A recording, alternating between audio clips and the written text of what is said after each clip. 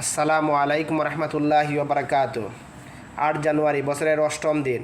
যে যেখান থেকে দেখছেন প্রত্যেককে জানাই আন্তরিক প্রীতি ও শুভেচ্ছা। আশা করি আজকের দিন সবার ভালো কাটবে, বছরের বাকি দিনগুলো আরও ভালো কাটুক। ভাইয়েরা আমার, বোনেরা তোমাদের। ইতিহাস, ঐতিহ্য, বাস্তবতায় জীবন মোড়ানো।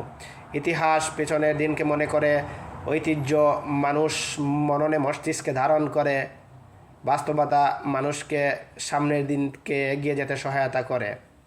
1942 সালের 8 জানুয়ারি স্টিফেন উইলিয়াম হকিং জন্মগ্রহণ করেছিলেন।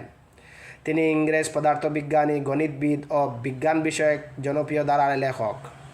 তাকে 20 শতকের অন্যতম সেরা পদার্থবিজ্ঞানীর একজন বাবা হয়।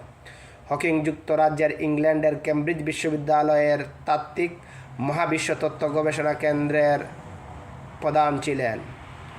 তিনি 1979 থেকে 2009 সাল পর্যন্ত কেমব্রিজ বিশ্ববিদ্যালয়ের লুকাসীয় অধ্যাপক হিসাবে অধ্যাপনা করেছেন। 2009 সালের 1 অক্টোবর এই পদ থেকে অবসর নেন। এছাড়া তিনি কেমব্রিজ নগরীর গনভিল অ্যান্ড কিস কলেজের সভ্য ফেলো হিসাবে কাজ করেছেন। আজকের এই দিনে তার প্রতি রইল গভীর শ্রদ্ধা ও কৃতজ্ঞতা। 14 মার্চ 2018 সালে তিনি মৃত্যুবরণ করেছিলেন।